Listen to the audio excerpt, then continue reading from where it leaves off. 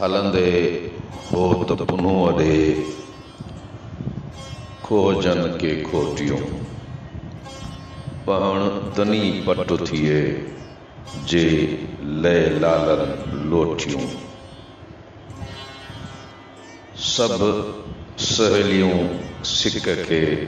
चुंजूं ऐं चोटियूं बांपण थी उगोटियूं त कुत्ता खीनई केच जा कुत्ता खीनई केच जा सदा जे पुनू अगी हूंदसूं जे जानदारन याद पुए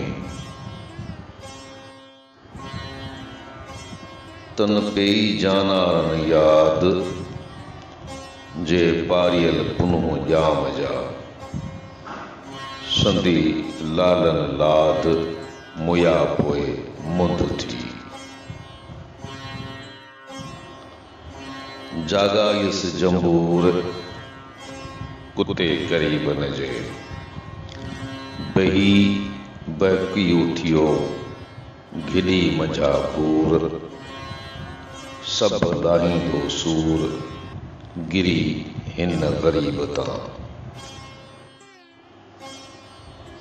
नकी आहियूं चूहड़ा नकी आहियूं चोर आगामा ऐं होर कुत्ता करिए कन ते कुत्तो चे करीब जा आहियूं साध सही पहिरीं बात बही पुछूं पोए पांदियन खे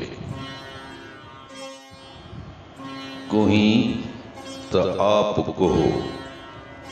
दसम चोहड़ियां संदा आहड़ियां आन सहंदी हथड़ा कुत्तो तालिब ढूंढ जो असी कुत्ते कीड़ चोटी आहे चीड़ काराए जे कन में कुत्तो गुरटे हड्डियों जवान मर्द जिगर खाए दुनिया जी फतुन व तुलाब वहा किलाब ईय से लाए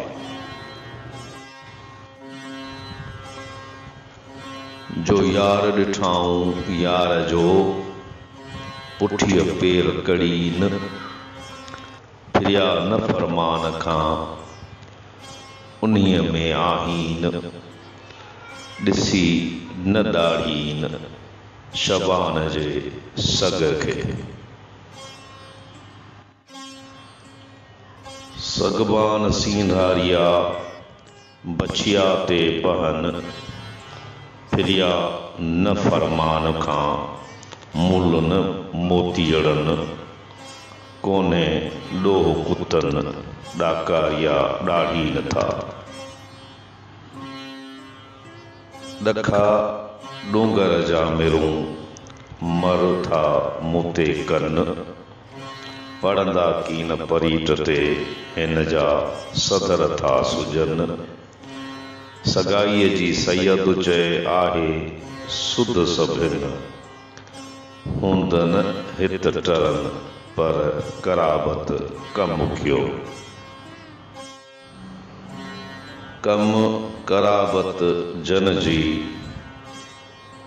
हिते आयम हीअ रफ़ाकत राखन जी पोख्तस पहाड़ सीअ माण्हू मुलाहिज़ो तंहिंजो केच न कंदा कीअं ज़ात निसोरियाई नी पर सदर सी संग थियो सदर सी संग करे परखंडे पियास केर बिरहमण कन जी केर ॼाणे केणास हूंदन सिंध सुयास हिन पुरियं कियस पथरी।